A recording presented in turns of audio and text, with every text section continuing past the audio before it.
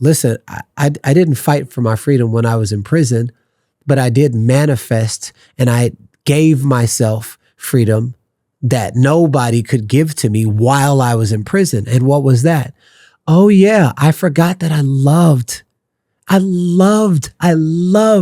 doing art when I was a little kid. It made me so happy and I stopped.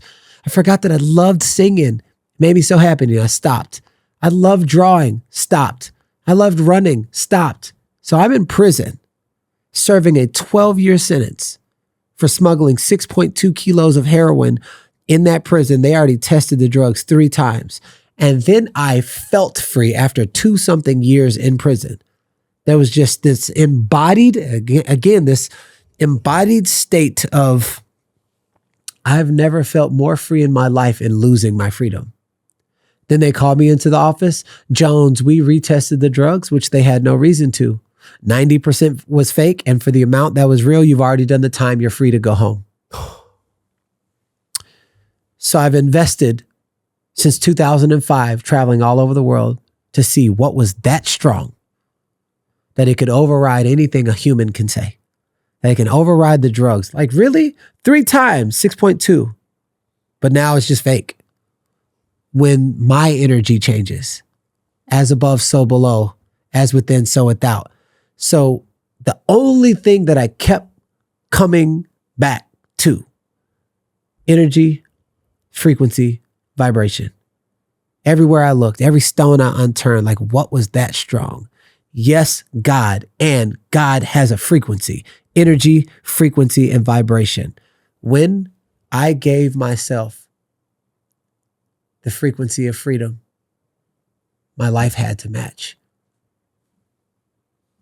This is the practical stuff that I really hope y'all rewind that and listen again and share it because we just made that a clip. Yeah. This is actually the real practical for the people that are logical and linear. Yeah. That want to know the science and want to trust the science. What you just said can change someone's life if they meditate and they use mother as the repetition of skill to actually infuse it in their system. Yeah. Because we've heard it thousands of times from ancient masters and contemporary. When you change the way that you resonate, you speak to yourself, when you change your vibration, that's why people love to be around people with good vibes. The world reorganizes itself around you. I used to think that was such bullshit. I can remember listening to, in the shower, before I even launched the podcast, I was listening to Abraham Hicks, and she would say things like this. When you reorganize yourself, Wayne Dyer, when you reorganize yourself. I've heard it from so many people now, and I felt it so much in my own life, and I'm hearing it again from you in jail. There's probably no greater place for you to just be downtrodden and say to yourself, it's over, I'm behind bars. What was the spark that you felt inside of yourself to actually make this platitude of when you change yourself, the world reorganizes around you? That platitude became real. It wasn't a platitude anymore. Yeah. It was actually real for you. Yeah. So what was it in your heart that When actually made prison, that real? Yes. So we were allowed to watch movies once a month, and Shawshank Redemption came on. Such a good movie. Which is a movie that's based out of prison. And Tim Robbins, which was the lead character, he said, they can take anything they want away from me, but they can't take away my mind. And it was something about that statement. And I was like, oh my God, I know why I'm in prison. Because when I was free, you know what I used to say to myself every day? I feel like I'm in prison inside of my own body. I feel like I'm so far away from where I'm supposed to be. And I look up so far away in Europe. You got to understand, to this day, like I never had a sip of alcohol in my life. And I was known as the cleanest person ever. And I'm in prison serving for smuggling drugs. My ego got ahead of me. I allowed my ego to get ahead of me. So I'm in prison. And then I freed myself in my mind. So that's why whenever even COVID happened, it was like, oh my God, lockdown, lockdown. Now you can do all the shit you've been wanting to do when you said, if I just had enough time. Because see, I didn't feel sorry because when I was on lockdown and losing my freedom, I discovered my freedom. I'm like, oh, something needed to sit me still for long enough so that I could recognize all the places outside of me where I gave my power away. And then in there, in enough stillness, Garrain, it was you. It's you. It's you. Bring it back to you. Bring it back to you. Well, if they say God is in any and all things. And if I look in the mirror and I don't see God through my eyes, that's the disconnect. If I look up in the sky, I'm like, oh my goodness, the eclipse, the stars and everything. And I look in the mirror and I'm like, I hate myself. The disconnect is between you and God through you. And so when I tapped in, be still and know that I am God. I am is God. It was me. So I brought everything back. And my energy body grew. So think in terms of like babies. It's a seed and then it grows too big for the womb. And then what was once produced on the inside is produced on the outside, called birth. My womb was prison. But then I built my energy body because I was giving myself love. Well, every container, even this glass right here, keep pouring. It's going to spill over into the next container. So I poured into my own cup. Most people, they're like, I give it. When is it going to come? Yeah, you left yourself out of the giving. You want people to benefit from your overflow, not your exhaust. So I gave prayer, meditation, breathing. Before I even knew what that was, I'm just doing what the books say. I stopped using my right hand and started using my non-dominant hand for 2 years. I didn't even know that exercise a different part of my brain. How are you going to be embodied if you don't use your whole body? So I was unconsciously doing all of these practices simply because I was trying to keep my mind off of being bored. And I ended up creating crazy practices that I've taught to millions of people all over the world on how to free themselves from their own prison internally. One of my favorite songs is from Bob Marley, and he says, "Emancipate yourself from mental slavery." It's such a good song. It's like the most beautiful. We all want that, and we hear it. We're like, yes, something comes alive. Emancipate yourself from mental slavery. None but ourselves can free our mind. Yeah. And you did it in prison, which I'm going to go back to it because I still need clarity. I'm just looking at this beautiful gem right here. Behind the gem is your heart, and your heart was literally fortified, almost like galvanized. You know, when you make a sword, you have to hit it on an iron block and put it in the fire and take it back out. That's the hardest place I think anybody could ever be in. I don't know of a harder place. I'm not going to sit here and bullshit you. I don't know what it's like to be physically in a prison. Yeah. I do know what it's like to be in a mental prison. Well, this is what I tell people all the time. You don't have to have gone to prison like I did to be in a 9-to-5 job that you know you don't want to be in and you stay in it for 20 years. There's your prison. In a relationship you know you don't want to be in.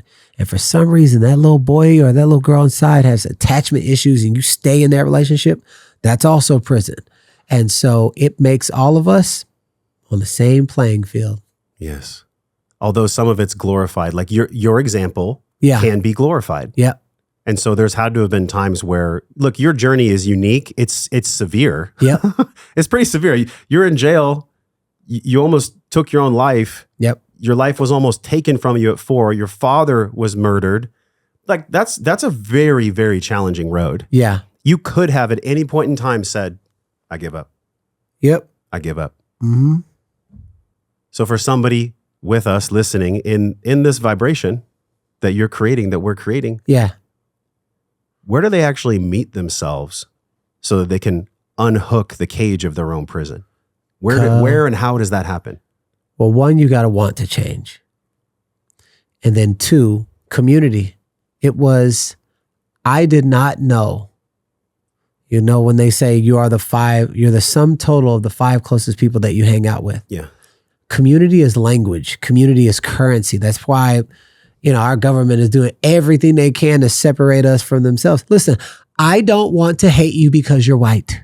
I don't want to hate you because you voted for Trump or Kamala. Or I'm done with that. That system actually doesn't work for the elevation of the human spirit. That is a flawed system. It's straight, I win, you lose.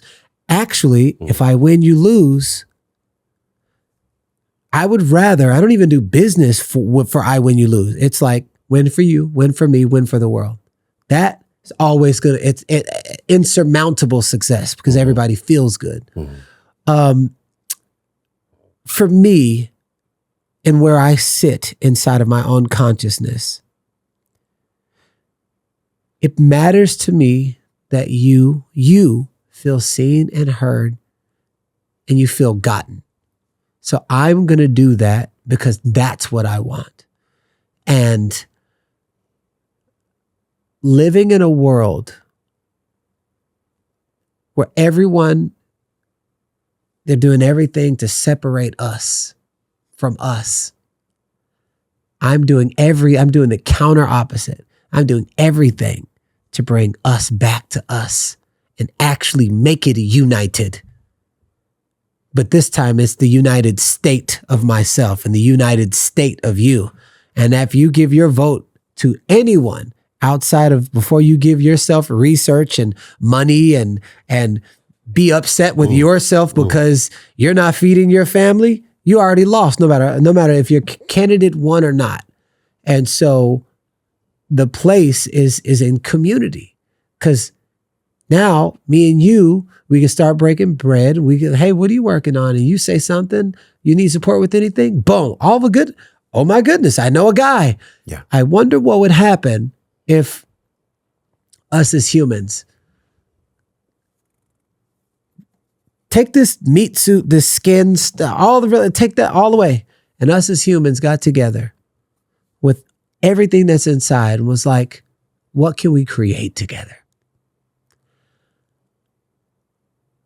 That seems like it would make sense why they would want to separate us. Because if we did, even me and you right now, clear, the questions you're asking, I can tell you're a very educated human.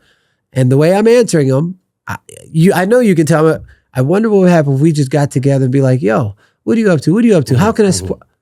Probably something better than each of us are doing when two or more minds come together. So for anyone looking to find a community that is living in the direction that you want to live, and go immerse yourself in that community. A year from now, you will not be the same person. Read the books that they're reading. Yeah. If they're in health, you do it because it's a language. You'll be doing it, and just immerse yourself. Don't tap in, like literally immerse yourself in. And that is the magic mushroom to Super Mario Brothers going to the next level is through community. Yes. You know, I felt this. Mark Groves, I don't know if you're familiar with his work. Create the Love is his brand. Okay. Huge podcaster. He had an event here in Austin, and he was like, hey, I want you to open up for me. Speak 15 minutes. Of course, I felt the fear because I don't usually do that. Yeah. But it was so empowering and so liberating because I just went up there and I said, listen, I have no idea what I'm going to say. That was how I started. You broke the ice with me right away. I have no idea what I'm going to say. And this is what I think liberation is. It's this capacity and courage to say no to anything or anyone that doesn't align with my soul. Yeah. Real easy for me to say that. Doesn't mean it's simple to integrate. Right. So that's what I'm doing here with you on this podcast. All my questions come from that place. Absolutely. They come from that place. How do I liberate myself? How do I live free? Mentally, spiritually, emotionally, financially? How do I do it? Physically? How do I live free? When I was a little kid, you know what I used to think all the time? The first thought I can ever connect to when I was a child. Why are these adults so angry at each other? What is this tax thing? Why are you people fighting so? Oh my goodness. I used to think in my mind when I was super small, La Mesa, California, growing up on welfare, eating Velveeta cheese, like, y'all know there's a better way than this, right? This can't be it. This can't be the whole thing. And it's been this series of letting go. I used to think that cutting off the tip of a boy's penis was normal because that was my indoctrination. I used to think that a woman's place was in the home. That was my indoctrination. Yep. I've been indoctrinated so deeply in my life that really to come home to Josh, the only way I can do that is by letting go of all the indoctrination and all really the poisoning that might have even come from a good place. My parents might have even meant it. When your mom told you you can't do that and you challenged her and said, why? She was coming from a loving place. Yeah. If you like that clip, click the one that's on the screen now, and I promise you, you'll enjoy it just the same, if not more.